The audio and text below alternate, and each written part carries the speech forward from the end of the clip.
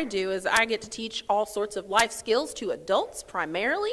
I get to do all the home economics type things from financial resource management and budgeting, child development, parenting, food service, nutrition, food preservation, all of those wonderful things, anything that you would need to know to do in your home, basically. We cover everything from birth to death. So I always hate that saying, but it's true, you know, it really is. So, but that's a little bit about what I'll do. I'll go ahead and turn it to Alexis. So I'm Alexis Sheffield. I am the horticulture agent here, and I get a lot of people that are like, horticulture? So I deal with plants, mostly plants, all plants. So I work with your farmers if they have a great vineyard, if they have an orchard, if they have 5 acres of watermelon, but I also work with the people who have a maple tree in their yard, or, you know, what's wrong with my lawn? What bug is this that I found in my house, right? I'm the person you call, and I'm the one you're going to talk to on that. We also have agriculture, so some of you might be familiar with Jerry Little, was our agriculture agent for over 20 years. He retired last December, so we do have a new agent who started in July. His name is Tyler Ray. So he's going to be working with all of your livestock, tobacco, corn, soybean, wheat, your agronomic crops. And then, of course, if you've had a child, you probably know about 4-H, or you, of course, were once a child, you probably know about 4-H. That's also housed here, so Dr. Kim Ragland does that, and we are so grateful because she deals with the children so that we don't have to. So we're grateful to have her. So we have a really great program here, lots of us. Boyle County is one of only 30 horticulture agents in the state, so good job, Boyle County, on that. But this is our new office. We're really excited to welcome you here. How many of you have been to the Boyle County Extension office before? Nice, love it. We love to see that. Hopefully some of you are coming to the new side of the office. So we actually built on. We have a lot of great rooms that we do educational meetings. So if you are a part of a group that does education of some kind and you want to rent out that room space, we have some information on that back table. Looks like this, of how to reserve a room, what that looks like, what kind of events we have here. Like I said, education is our focus. Education of any kind is what we're doing. So you are being educated about the wonderful people running for office and the great things that they have to offer. So I think that about covers it. Alethea? Yeah, that's good. Don't hesitate to call if you have any questions or concerns or anything. We honestly can help you find the answer. We get calls all the time about all sorts of things, but hopefully you'll call about things that we do, actually. But if you are interested in using this space for an event or an educational program, please grab one of these sheets in the back, and then also our business cards are in the back, so if you have any questions or anything at all, call, email, Facebook, Twitter, Insta, all that. So thank you so much, and you all have a great forum. Thank you very much. We appreciate it. Let's give them a big hand. Appreciate it very much. Okay, candidates, we're going to be setting up the rules tonight. I'm going to do it for you. Now we have our timekeepers, and the timekeepers, each one of you are going to be given 1 minute, that's 60 seconds, to introduce yourselves and why you are running. And they will start, and it's going to be a test on your time, really. How do you judge how long a minute is? So they will show you when they start with the green card. That's when you start with your 1 minute introduction. And when you down to 15 seconds left, 30 seconds on the 1 minute, okay, down to 30 seconds, they will show the yellow card. Now when they show the red card, that means you're through. And when they show the red card for the radio audience, I will say time, or time is up, okay? And that's when you will, of course, hopefully end when I say that. So we have our candidates tonight, and our first candidate is Tom Ellis, and he is in District 1. He is running against Terry Hall. Tom Ellis is the incumbent. In District 2 is Paul Jean Barbara and Tina Lynn. And in District 5 is Jerry Gary, running unopposed. Okay, Tom, I'll start off with you tonight. If you will introduce yourself to the audience, please. Thank you very much, and thank all of you who are here this evening and those who are listening all throughout Boyle County. I am the incumbent in District 1. I'm your magistrate right now, and I would like to say in the beginning that when we serve as magistrates, we serve the entire population of Boyle County. My wife and I moved here actually on October 1, 21 years ago, so we've just celebrated a wonderful anniversary of being here. exposure to Boyle County was years ago when my brother was at Center College, and I had the opportunity to spend a few nights down here with him. My wife and I are passionate about history. There is no more historic county in all of Kentucky than right here where the Constitution was written. We very much are involved in the community, both in our church, and I'm personally quite taken with our Boyle County Rebels, and at virtually every game, and going this Friday night over to Lexington to make sure we pull a win. Thank you very much. Hello, my name is Terry Hogue, just running for this position as a magistrate in this district to work and serve the people of it in the county as well. I'm about 18 days short of being here for 61 years. This is my home.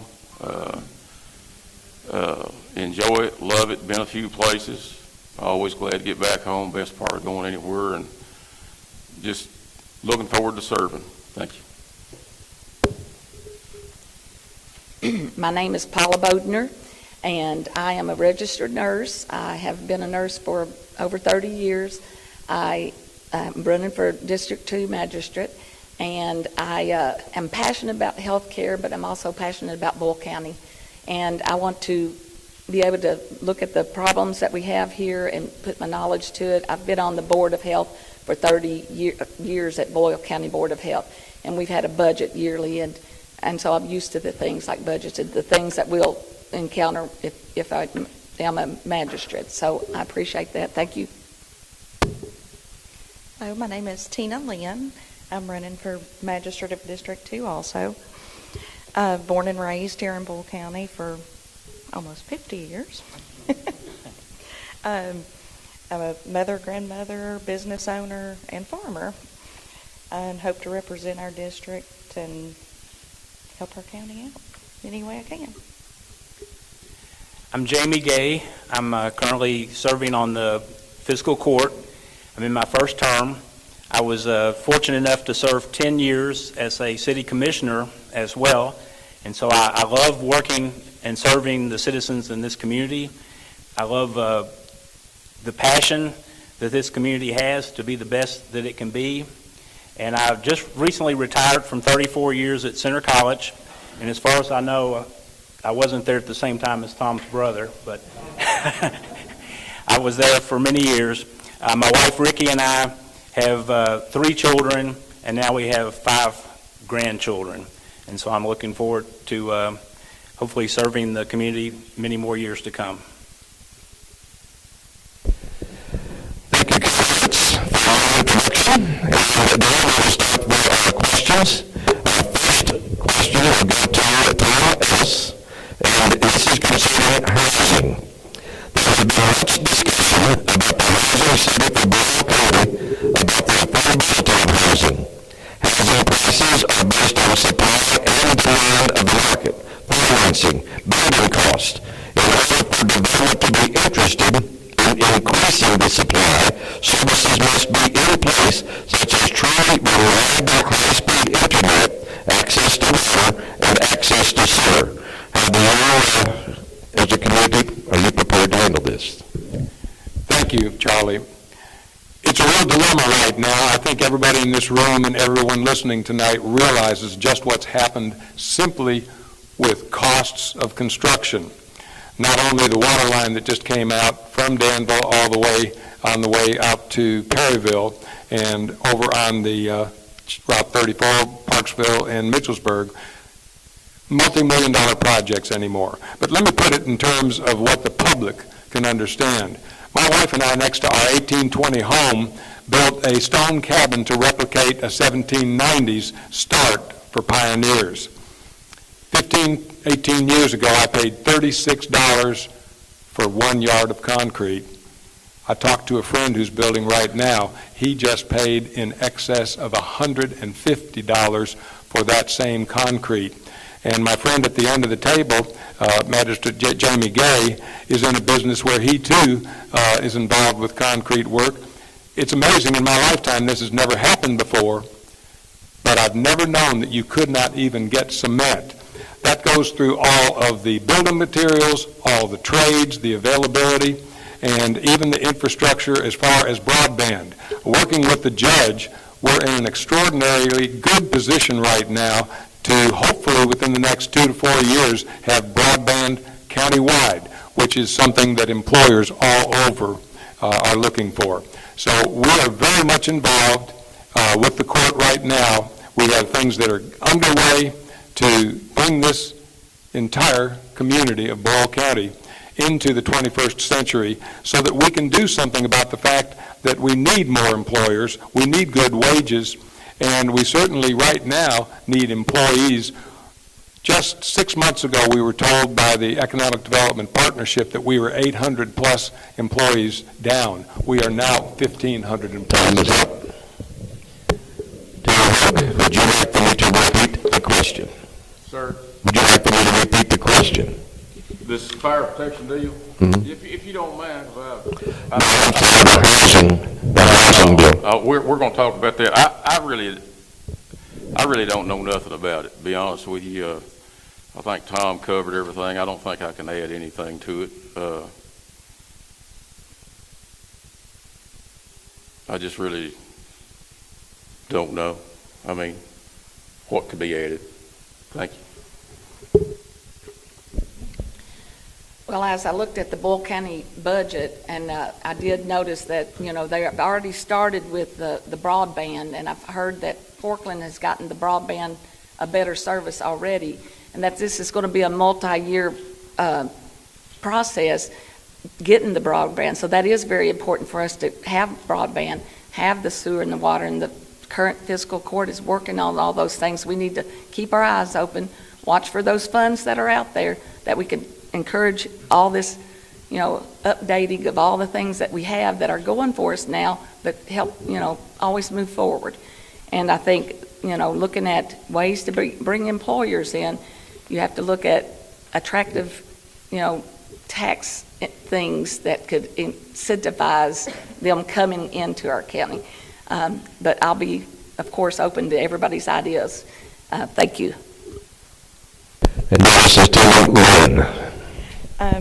In addition to the previous candidates, I think that everything's kind of in the works for the utilities. I think the major thing would be affordable housing to be looked at, you know, working with developers on coming up with some type of more affordable housing that people can afford and not be over 30% of their income. You know, whether that be offering bonuses for high-density areas, county-owned housing. Okay, thank you, Tom. And the next is Jamie Gay. And we're talking about the housing question. Thank you. One of the standing committees of the Economic Development Corporation, the Danville Boyle County Economic Development Corporation, which is newly formed and combines the strength of the old EDP with the EDA now as a new entity, is a housing committee.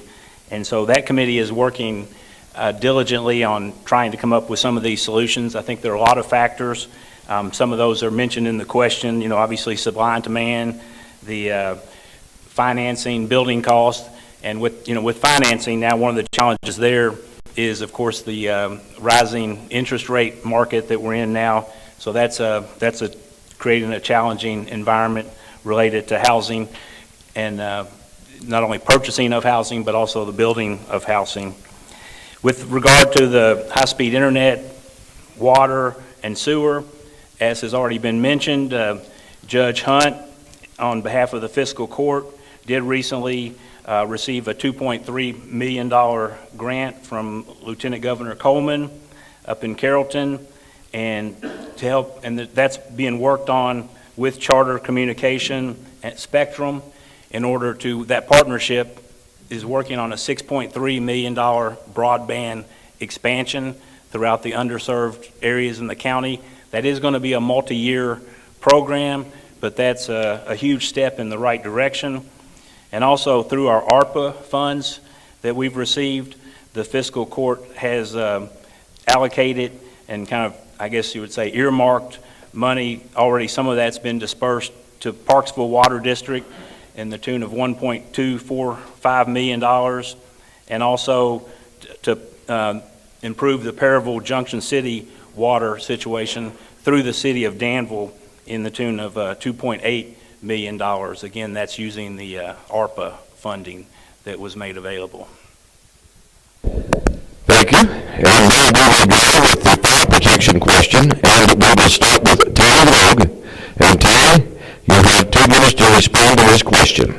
Currently, the county has plans for construction of a city fire and county EMS station located at the fairgrounds by the animal shelter and the Boyle County Middle School. In the most recent film, the decision for this location seemed to be focused on the free land for its choice of location. Considering this information, do you feel that this location is the best fit when you consider areas of future growth and development, with an area such as the roundabout at the junction of 2168 and Highway 33 not be more efficient for coverage? And lastly, would you be in favor of a limited part-time fire department for the county? Well, the first part of that, I'm not necessarily going to say that the fairgrounds is the best location, but I think it would be a better location than at the roundabout.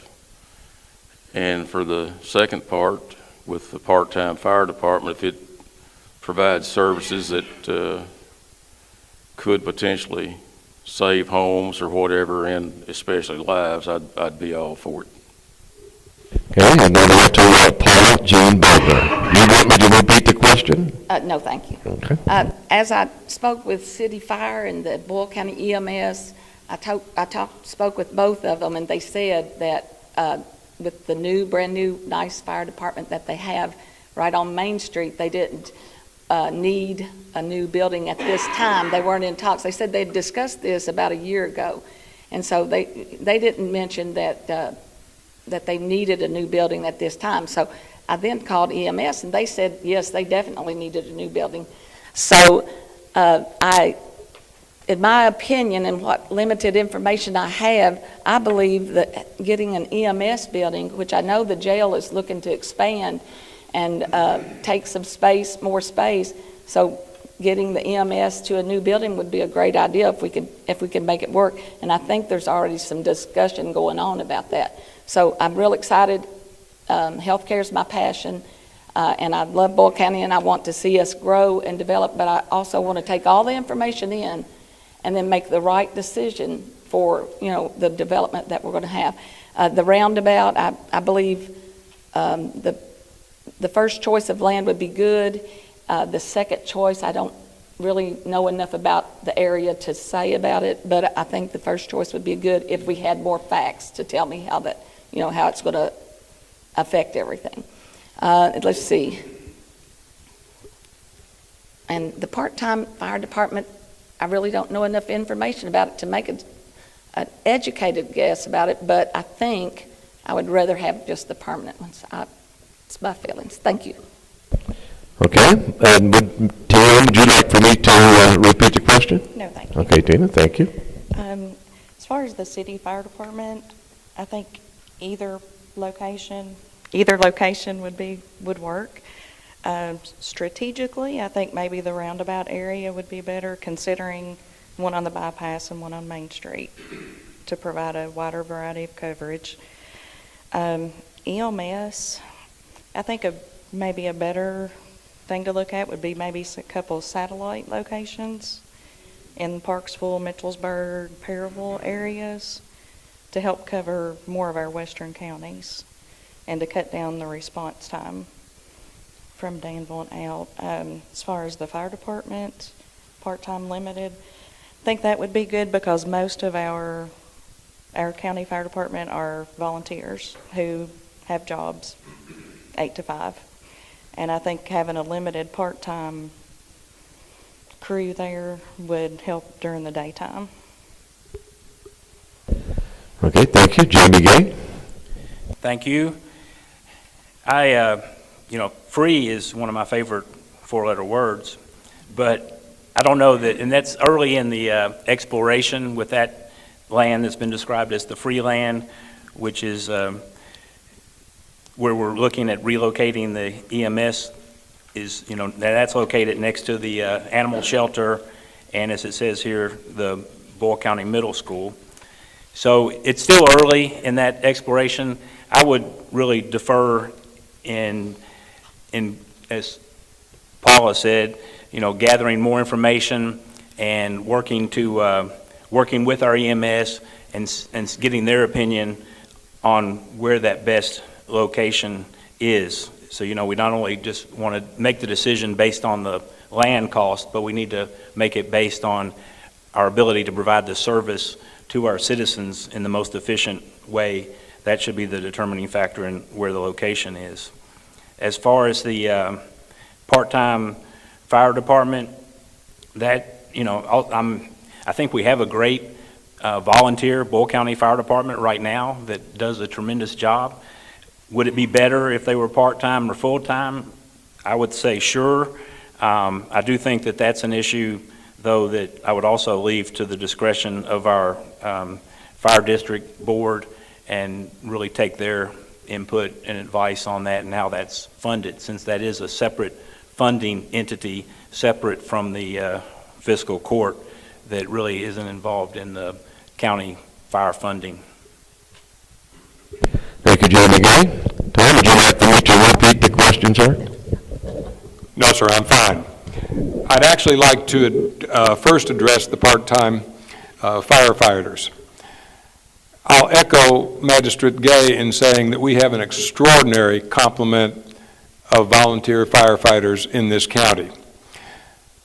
If we were to spend taxpayer dollars, despite the fact that we have a high-performing complement of volunteer firefighters, they would have to be dispersed over probably 11 to 14 different locations to be strategically located when we're performing very well right now. And again, that's more tax dollars being spent for something that I've been told by folks in the firefighting districts that we have good coverage right now, and we have appreciably good insurance rates for homeowners as well. Coming to the idea of the fairgrounds or the roundabout, I have 55% of the geography of the entire county, mostly rural, mostly farmland, very few subdivisions. We have the most remote locations that you could possibly come to. Between the traffic considerations of coming from the area of the roundabout and the fact that you're adding several miles coming away from a more centralized location with the fairgrounds, where we currently have land that's owned by the city and the county, not expending taxpayer dollars, I think we would be in a deficit circumstance with a fire, whether it was in Phil Salmon's area right now, Ronnie Short's area, or all the way out in the remote areas of Boyle County. I think that it would be a deficit to have it located farther away than it is right now. Thank you. Thank you, Tom. Our next question is going to be workforce development, and it's going to be Paula Jean Budner to start our question answering on this one. Many of the current job openings in the county are dependent on blue-collar and technical education skill sets. What would you do to support the transition of our local high school students into technical and vocational training? More specifically, how would you suggest we better utilize our local BCTC campuses as a relationship with our local high schools? Well, I support CTE definitely because I taught CTE, which is Career and Technical Education. I taught that for 14 years. I had high school kids that were in health sciences, and I absolutely love Career and Technical Education because it takes kids and it more quickly gets them out in the workforce. If they're interested in Career and Technical Education, I want to offer that for those people who are interested, have it available to them. We already have CTE classes in the high school. So we just need to encourage more classes, encourage them to find ways, Boyle and Danville schools, find ways to get the kids to BCTC. If they can't have the class in the high school, bring the kids to BCTC. I think CTE is a very important thing in helping a lot of kids be able to make a higher wage and get out of high school and get out of college, more quickly and start earning that salary. And that's it. Okay, now is Tina Lynn. I think, working with local and private entities, with maybe apprenticeships while kids are still in high school, maybe offering some type of tuition reimbursement if they continue to work in the county for a certain amount of time, and broadening the range of the dual credits that BCTC offers now with the local high schools. Thank you. And now Jamie Gay. The Danville Boyle County Development Council just recently hired a workforce development specialist, and so I think that's a great hire and a great move in the right direction as far as the community to have somebody that's really focused solely on this issue. I agree with the things that have been said, that technical education is extremely important and has been in place. We obviously need to continue to support our local school districts and work and encourage them, and I know they already do, but everyone just needs to work together, especially with the technical college and the facility that they have there. It's a wonderful facility and obviously recently expanded, and so we need to just utilize our resources and continue to work on it. It's an extremely important issue. It is a challenging issue, though, in the work environment today, so we do have to continue to work, but I'm excited that we have a new workforce development specialist in this community. Thank you, Jamie Gay. Now you're listening to AM 1230 WHIR, and you're listening to 103.9 FM and streaming live on hometownlive.net. And now continuing with the workforce development question, let's go to Mr. Tom Ellis. Thank you, sir. Even before I put a sign in a yard, when I had first decided that I was going to run 4 years ago for the Magistrate District of far western Boyle County, I looked up Dr. Erin Tipton at the Boyle County Technical College. She was very gracious and gave me a 2-hour tour of what was going on even back then. By good coincidence, a former colleague of mine, after 26 years in healthcare administration, was there, and she was teaching technical language to prospective nurses. At the other end of the scale, and it was in Lexington, a friend of mine from church here in Danville was teaching diesel mechanics over in Lexington. His young men and women, when they graduated, were already earning their certification, and within 2 years, with very little debt whatsoever, they were making upwards of $80,000 a year. I have tremendous respect, having grown up in a community of all the trades. I have tremendous respect for the workers that we need out there. Heavens, with what's happened with the tornado last year in December, and what's just happened in eastern Kentucky, where I worked 5 years with Appalachian Regional Healthcare with the flooding, there is never a shortage of need for every one of the trades to be employed. So I am very firmly a supporter of what BCTC does and steering young children who do not necessarily want to have a college education to go into the trades and remarkably perhaps even be earning money while they're in school. Thank you. Okay, and now answering the question is Terry Hogue. Well, when I went to high school here at Boyle County, my last 2 years, I went to vocational school in Garrett County. We left around noon, 11:30, 12 o'clock, and we spent the rest of our day over there, the ones that went there, some in auto mechanics, welding. I was in carpentry, some in electrician's school and whatnot, and it was a great deal, enjoyed it, and learned a lot. That was a decision that I made to do that. And of course, my parents blessed that. I mean, they were fine that I wanted to do such. But I don't really know, as a member of the fiscal court, what role I could actually play. I just really don't. So, I mean, it's great the kids get out there and learn, but everybody's not going to dig ditches, and everybody's not going to be a computer whiz, and everybody's not going to be a doctor. So I don't know how you could implement it to where it would work out for everybody. Thank you, sir. Okay. And we'll go to our third question, and we're going to start with Tina Lynn. This question is road development. Should such a project be proposed, would you be in support of an east end bypass that would connect US 34 to US 150? At this time, I don't know enough about that project to say whether I would support it or not. I do think that we need to spend some money on the roads we already have, some of them that are falling apart.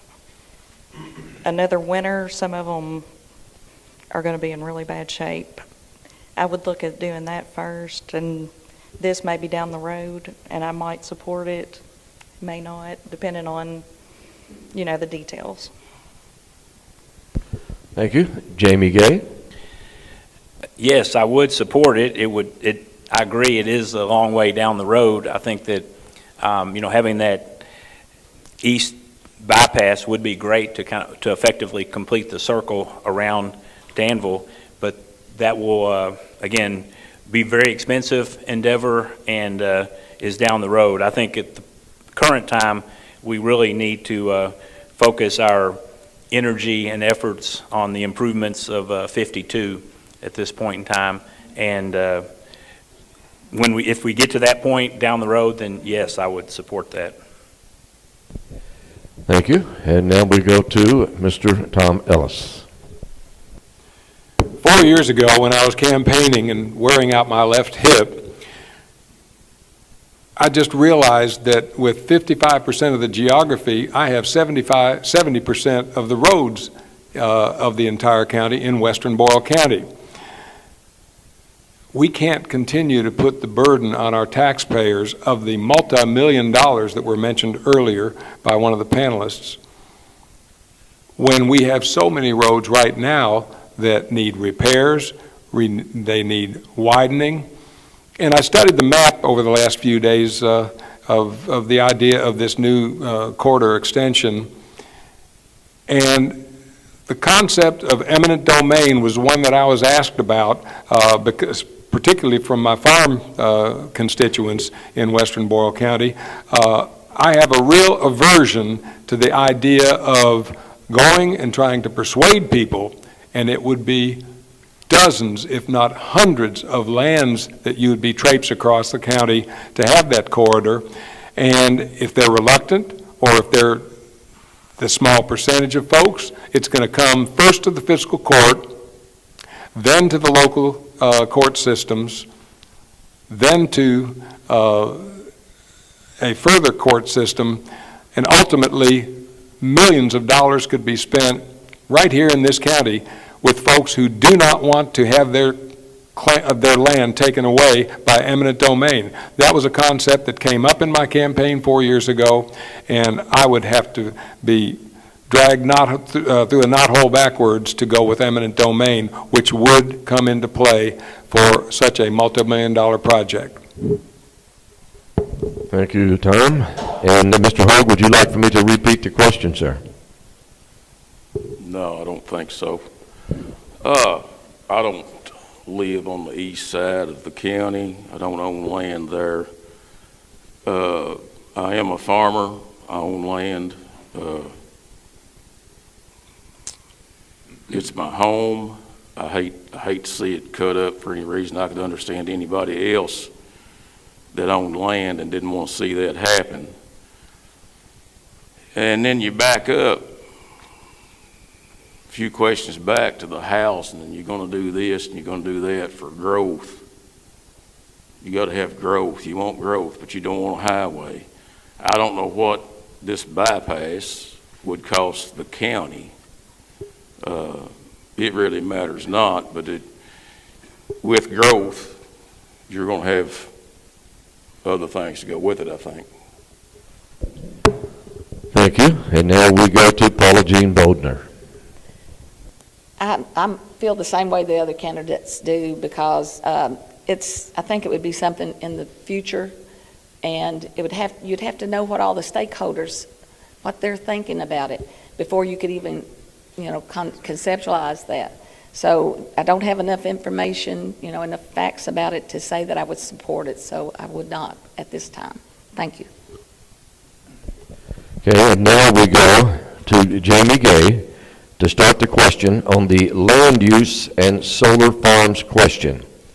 Question is, what is your approach to evaluating land use applications, and what, in your view, are the factors most important when doing so? Please apply this approach to large-scale solar farms as an example, please. I think the first thing you need to do when you're evaluating a land use application is, does it agree with the comprehensive plan? Does it agree with our community's comprehensive plan, which is a community document, and the future land use map? Are those things in agreement with what's being asked in that application? So that's the first thing. When it comes to, if it's a new idea or new thing that really hasn't been incorporated into planning and zoning at the time, or is new to us as a community, then I think you just have to carefully weigh the pros and cons in your evaluation of that use. And in this case with solar farms, I personally believe that it is a viable income stream for our farmers, and it's something that we need to continue to carefully study. The state has a siting board that has a pretty rigorous criteria that must be met in order for a solar farm to be located on a piece of land, and I actually like that criteria because I think it addresses a lot of the questions and concerns that citizens often have about solar farms. But and I think in any planning and zoning discussion and decision, you're always balancing the importance of that entity to the community with the owner's rights to utilize their land in a way that's amenable to them, and again balancing that with community needs. Thank you. And now we go to Mr. Ellis. Considering the fact that I'm colorblind, I have to watch very carefully on this one because I'll probably go very close to the red card and my two-minute warning on this. First of all, I refuse to call it solar farming. We have such magnificent soil in Boyle County that trees that I planted on my property 21 years ago have grown to 8, 10, and 12 inches in diameter. In an adjoining county, they've taken over 800 fabulous acres of wonderful, productive farmland, and they've stripped it down to that wonderful limestone that brings us such great horse flesh in this state. When you call it solar farming, folks will tell you, well, if it goes out of business in 12, 15, or 20 years, you can revert back to farming. You can't do that on hardpan or worse on the rock that's in an adjoining county, and you can't possibly afford to pull those hundreds of thousands of tons of soil off 800 acres back in there to make it viable. Secondly, in my district right now, I have a fence line between two major farms.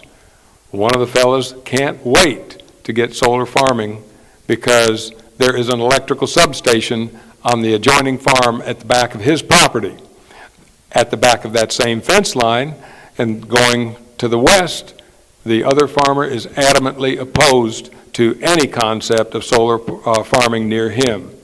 So it's an issue that with the judge's leadership and with my magistrate colleague Jason Cullen, who calls me a bookend to him, we helped helped go through the court to put a moratorium on until the first of the year minimum so that we can genuinely research this issue. Thank you. And now we go to Mr. Terry Hogue. Well, what little I know about it, I've got a friend that sit in on a meeting with a guy talking about this, and they want a big chunk of land, maybe 600,000 acres or whatever, all in one spot. They want to go in there, like Tom said, they want to strip all the topsoil off of that land, put their little roads in here and there, and they do want to be close to a substation. In my opinion, first of all, which if a guy owns land, it's his business as far as, I mean, you know, you've got that to look at too, but they talk about a 30-year conditional use permit. If they do it that way, they need to be some pretty good restrictions on that whenever that fails, somebody, not necessarily the landowner, is going to take care of that problem and put it back the way it was, where it could once again become productive. Really and truthfully, I think it needs to be on very poor ground. My ideal spot would be on them bluffs along Harrington Lake, and that way it's not going to affect any land, and the water that runs off of it is going to go right straight into the lake, and it's not going to be taking other soils with it.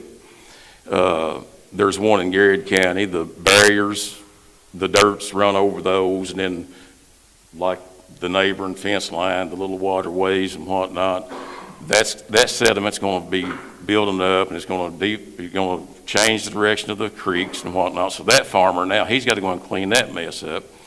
And then also, if you've got that sediment going into your water supply into Harrington Lake, then the sediment's taking place of water that could potentially, with growth, maybe get short one day. So I think there's a whole lot that needs to be thought about, and, you know, stipulations, and plus the batteries, I think, are pretty bad to fool with too. Thank you. And now we go to candidate Paula Jean Bodner. With the limited amount of information I have available to me, and using solar farms as an example, I would not be encouraging solar farms because of the big risks that outweigh the benefits of what's inside the solar farms. Hailstorms that could damage all the solar panels. There's so many risks that at this time I don't see a way that I would think that would be a good use of our beautiful farmland. I love our beautiful farmland. It's, you know, I love seeing the green space, and I know when they do the solar farm, they dig it down to where, you know, it's not got that beautiful farmland. So that's my thinking. Thank you. And now we go to Tina Lynn. To me, the most important factor is encouraging development, but also keeping our natural resources and our good mixture of urban and rural areas in the county. Being a farmer, I wouldn't want to turn my farm over to a solar farm. You've got the digging the dirt off, you have pouring concrete, and it's not going to be as easy to go in and bring that back to what it was before, like, you know, mountaintop mining. I think you're going to have a lot more issues and concern with that, and I don't think your solar companies are going to come back and put it back the way it was. So I would, at this point, would be against it. Thank you. Now we will start with another question. We will go back to Mr. Tom Ellis, and you're listening to AM 1230 WHIR. Also, you're listening to 103.9 WHIR FM, streaming live on hometownlive.net.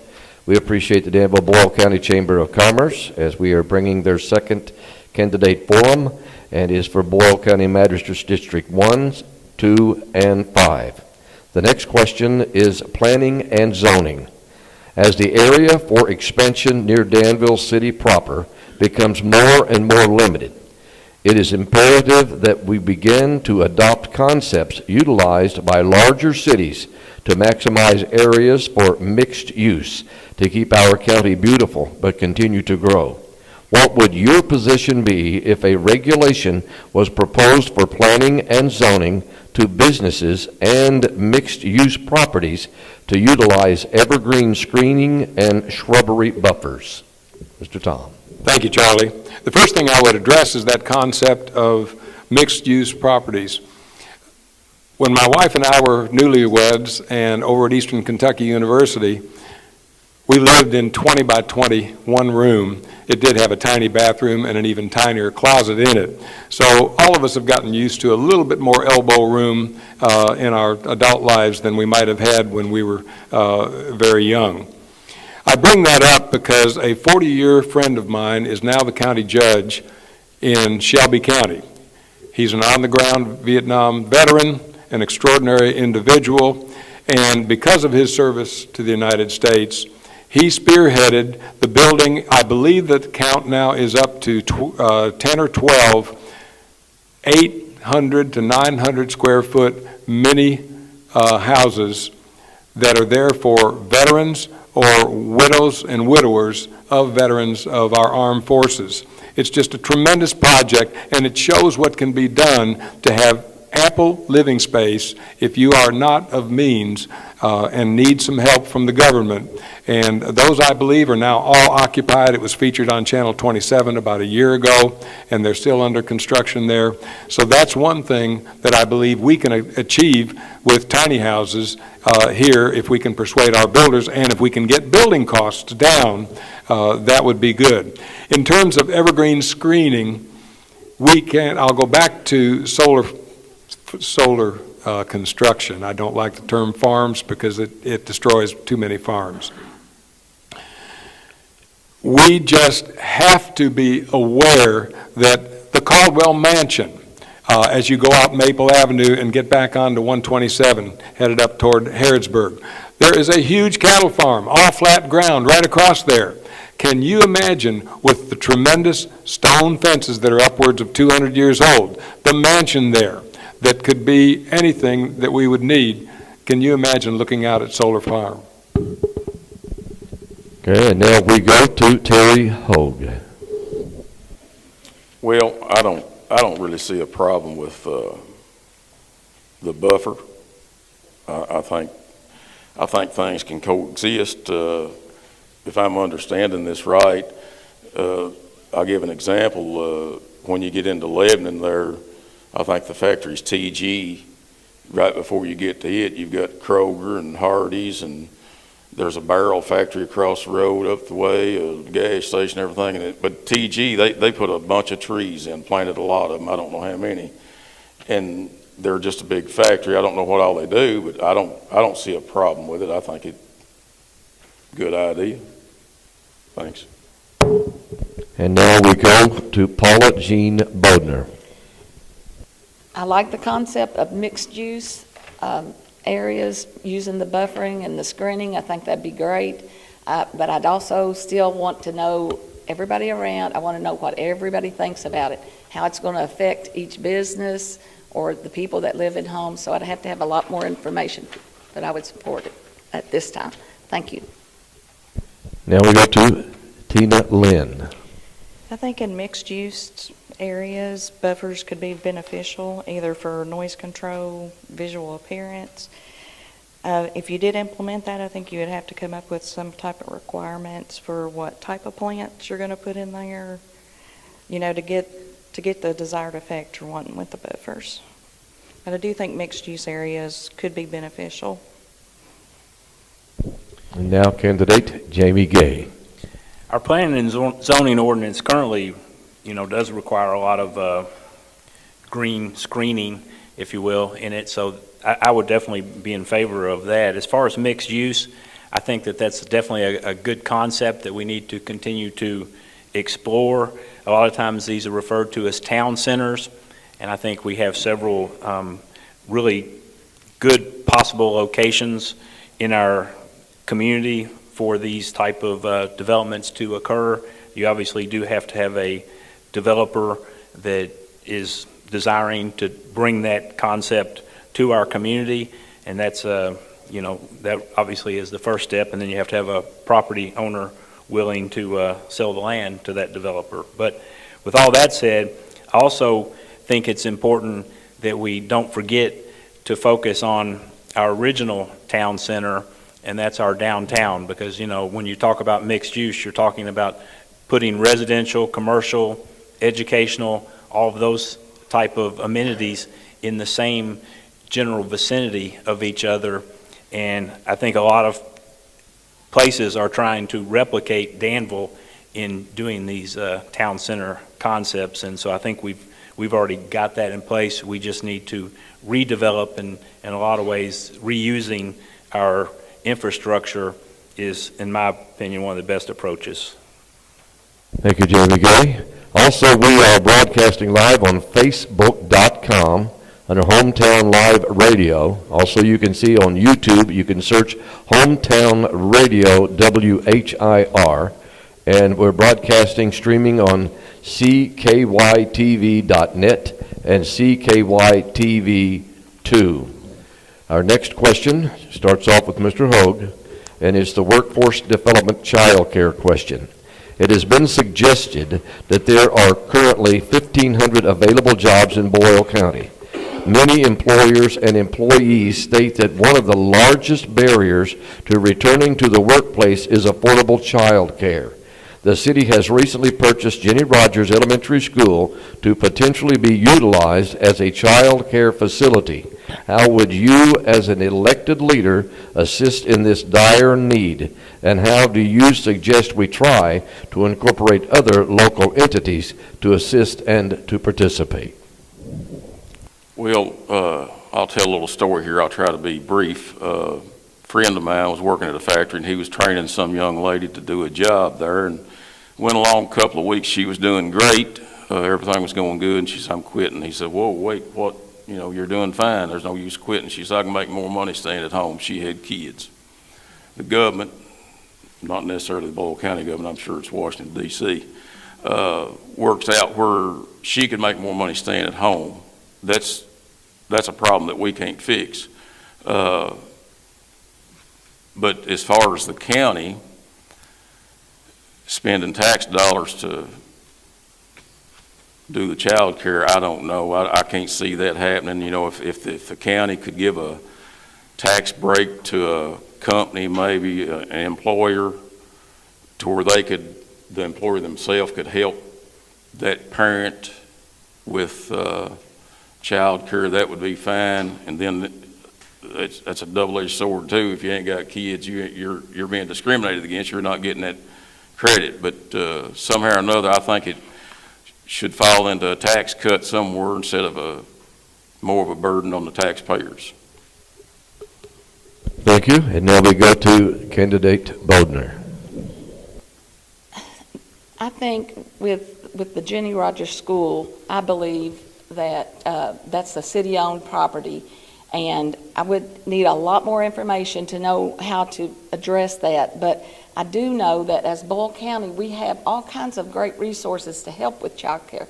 We have the youth service centers and the family resource centers. They can help families that need assistance. They send them, they send them to the CCAP, which is the Child Care Assistance Programs that's through Frankfurt, to where they can get some help. There's also after-school programs that we have locally that, you know, help keep kids after school's over until mom and dad can pick them up, and they can get some assistance with some of those programs. So I think using what we have now, I'd have to have a lot more information about the Jenny Rogers Elementary School to understand how we could go with the city of Danville to accomplish that. Thank you. Okay. Tina Lynn. Regarding the Jenny Rogers School, if it were to be utilized as a child care facility, I think maybe the possibility of businesses being able to allot or purchase so many slots for their employees, depending upon their size, could be a good idea. High school programs, I know they've started one at Lincoln County High School, where the teachers are overseeing the play care, since it's pre-K, but the students are using that. They develop the learning lessons. but they're overseen by the teacher, something like that could be a good idea. And educating our local businesses on the benefits of having like a child care allowance, because I do believe they can get a matched percentage of child care allowances through the state. And a lot of businesses probably don't know about that. You know, you could pay $100 a week of their child care, and the state would match that 100. Have that as a benefit. Okay, thank you. Jamie Gay. This is another area where the community does have an active task force that's working very diligently on this issue. And I think that Jenny Rogers is a real possibility for this type of child care facility to occur in and be a great asset to the community.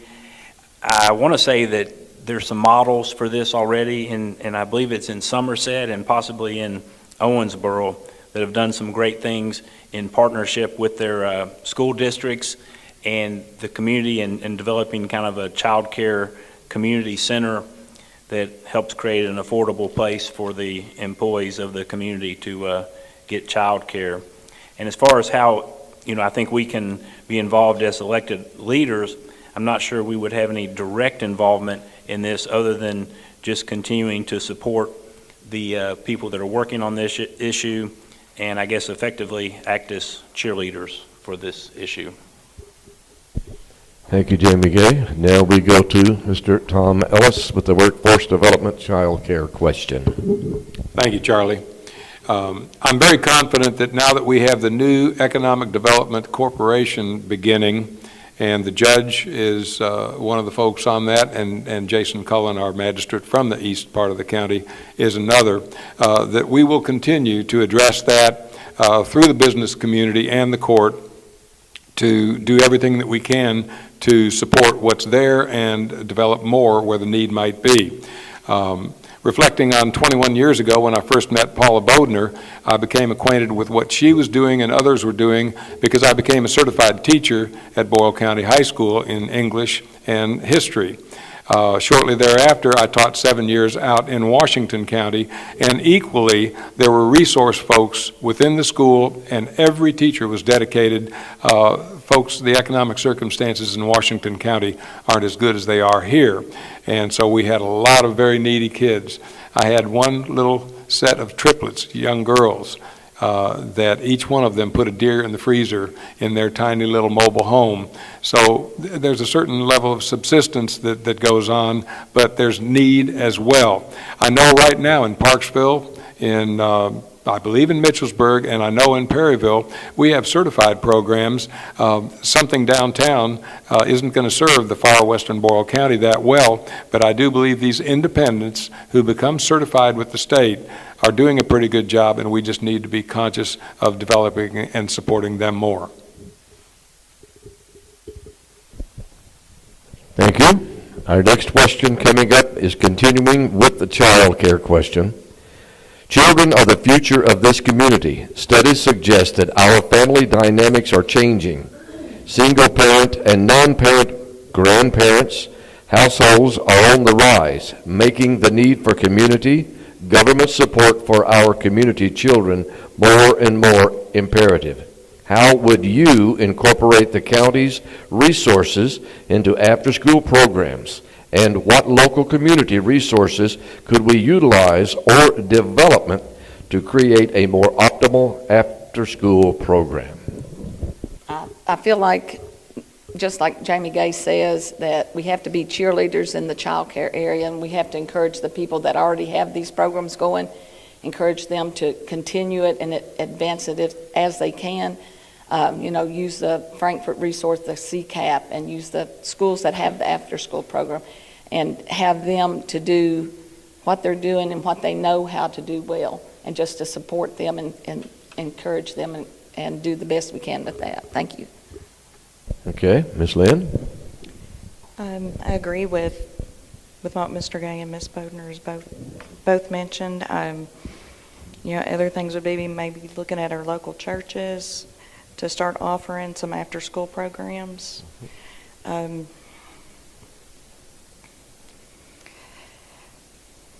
That's all I can think of right now. Okay, thank you. Jamie Gay? Yeah, I don't have much more to add to that, other than the fact that, again, we do have some great resources in the community, and we need to continue to just get the word out and help people know that they're there and utilize those resources. Because again, as the question states, the family dynamics are clearly changing, and so we do need to continue to work to just strengthen our families the best we can in our small community that we have here. Okay, and now we go to Mr. Ellis, continuing with the child care question.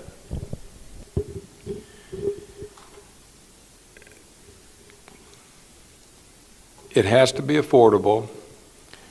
It has to be supported by the county.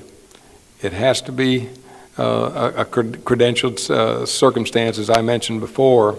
But one thing in this question really bothered me, and the community part did not, but using the word imperative with government, I take great caution with overdoing the idea that government play the major role. My church and other churches in the community are taking a very good stance on taking care of the child care issues, developing programs that are after school. But again, with the experience I had 21 years ago with Paula Bodner at Boyle County High School, and I believe the programs have been expanded through the years, I think we're doing a pretty good job. But again, faith-based programs are essential as we make sure and care for those who might be more disenfranchised than others. Thank you. Okay, Mr. Hogue? Well, my after-school program was come home, change my clothes, put on my old clothes, and cut thistles, chop out tobacco, maybe milk a cow, various other chores on the farm. It worked out pretty good for me. I know everybody ain't got a farm and chores to do. I thank the good Lord above that I had that growing up. Now, looking back, maybe didn't like it so much then. Calluses are gone. No, I still got the calluses. But, really, I can't argue with Tom about, how much does government need to step into that, kind of like back to like the vocational thing, the teaching and whatnot, the transitions. A lot of that relies on the family, and we sure don't need to leave the family out of the kids' lives. Thank you. Our final question is the countywide alcohol sales, and we will start this question with Ms. Lynn.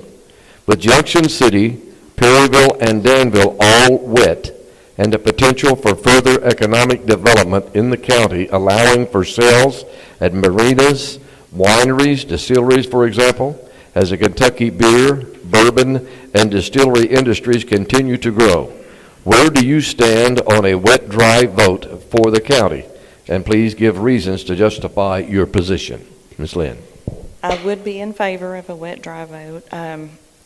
I think it would give all businesses across the whole county the same opportunities, kind of have them on a level playing field, and not limit it to just certain areas. Okay, Jamie Gay. I too would be in favor of a wet, dry vote and would be supportive of the county going wet. I think it's important for economic development and for the reasons that Ms. Lynn just stated, for the equal playing field in all areas. And on behalf of Magistrate Cullen in the back of the room there, I would also say I would add to this question and say that I would be in favor of us going smoke-free county-wide, and would hope that we would move in that direction in the near future. Now we go to Mr. Tom Ellis and the countywide alcohol sales question. The wet-dry vote would be something that all of Boyle Countyans would have an opportunity to vote on. I will support that vote being on the ballot. I have to give you a little bit of background from my personal experience. Had two uncles who were alcoholics, other family members. In my corporate life, I spent 26 years going to Frankfurt and Washington, and I was not only around a great crowd of folks who enjoyed our Kentucky products, but I was one of them. But knowing my personal background with family members, and along with those that I met time and time again in the wrong places at the wrong hours, 37 years ago, I had my last drink, notwithstanding the fact that I do not any longer drink that bourbon that we produce here in this community. I'm very much in favor of the moderation that's mentioned in the Bible over 24 times, and the fact that individual responsibility comes into this. We would have to be very attentive to the fact that in my lifetime, I don't think that there has been a drop in the number of highway deaths from alcoholics, and we have to have our penal system much more severely taking care of those who violate the law by drinking and driving. So again, while I'm supportive of a wet dry vote and supportive of the revenue that it can bring to our community, there are grave cautions that we have to take and make sure that people who violate the law are incarcerated for a very long time. Thank you. Mr. Hogue, same question, sir. Well, I would rather see the vote go in precincts, I guess is the right term, instead of the entire countryside, like to be divided up. Say if you had a precinct in Parksville said no, they didn't want the alcohol, then they wouldn't. If there's Allen Springs, if that's a different precinct, if they're for it, they could. We're wet everywhere anyway. I mean, you don't have to drive far to get it. I don't really see a problem with it, but there might be areas that would rather not have it right there in their doorstep or in front of their church house or whatever. We skipped a question. We gonna get it? Sorry about that, sir. That's all the reason why I came out. Continuing with the countywide alcohol sales, and we go to Ms. Bodner. My grandmother was killed at 64 years of age by two drunk drivers going on vacation. I was 17 years old. I'm a teetotaler, and you'd think that I would be against the wet vote, but I'm not. You either are dry or you're wet. They used to use the term moist. We're kind of moist. To me, you either go full wet, full dry, and at this time, since we already have alcohol, I would be for the complete. There's no reason to keep it exclusive to certain businesses, in my opinion. Thank you. Okay, now, Ms. Lynn? I started. That's it. Also, I thought that was going to be the last question. Also, we are going to have one question coming from the audience. So if we would like to, someone would like to ask the candidates a question, and each candidate will have an opportunity to answer the question that is asked. Is there anyone in the audience that would like to ask the candidates a question? If not, let's give the candidates a big hand right now, folks. Appreciate it very, very much.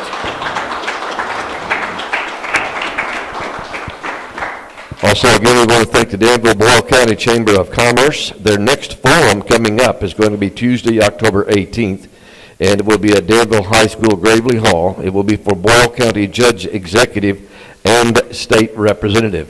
Also, again, tonight, if you would like to have a replay of tonight's forum, you can go to YouTube, go to search, and go to Hometown Radio, WHIR, and also to CKYTV.net, CKYTV Channel 2. Again, we appreciate Robert Wagner. Thank you very much. I'm ready to go home. We have closing remarks. I'm going to be like Mr. Hogue. You need a ride, sir? I'll give you a ride home here in just a moment. I thought that was it. Okay, we have each candidate gets 2 minutes for their closing remarks. Thank you. You may begin, Mr. Jamie Gay. Thank you. I also want to thank the Chamber, Hometown Radio, the Advocate Messenger for all the work that you all do on a regular basis, but for hosting us here today. I also want to thank the Extension Office for being a gracious host in this great facility that they have. I would appreciate your vote for Magistrate in the 5th District, and I look forward to continuing to work and do the best that I can, evaluating and studying the issues and making decisions that I believe are best for all the citizens of Boyle County, but in particular those in District 5. Okay, Ms. Lynn, you can go now if you would like to. I'd like to thank everybody for coming out and giving the opportunity to voice our opinions and make some suggestions. Look forward to the opportunity of possibly serving with the magistrates that are here. And hopefully we can make some improvements, maybe bring some out-of-the-box changes that haven't been thought of before. Thank you. Ms. Bogner? Yes, I thank everybody for coming out, and I've spent a lot of time around a lot of these people, and we have some really good candidates all the way around, and I appreciate that our counties, no matter which way any vote goes, our county will benefit from it, and I appreciate being in the position to try to become the magistrate, and I appreciate everybody coming out. Thank you. And now, Mr. Terry Hogue.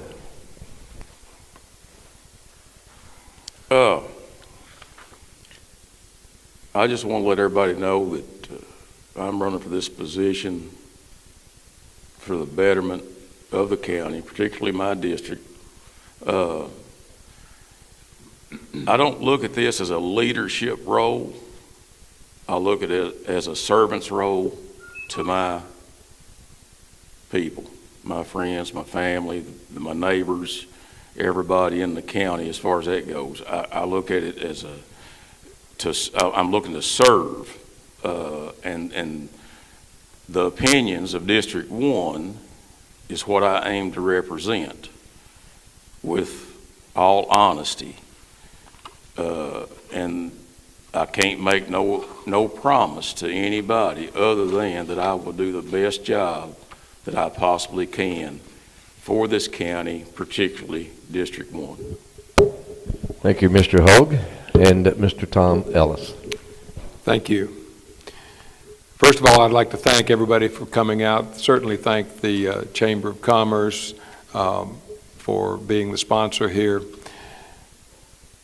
Years ago, I was very fortunate to have a job selling firearms at a major firearm store in Kentucky. That passion for hunting has been with me since my youth.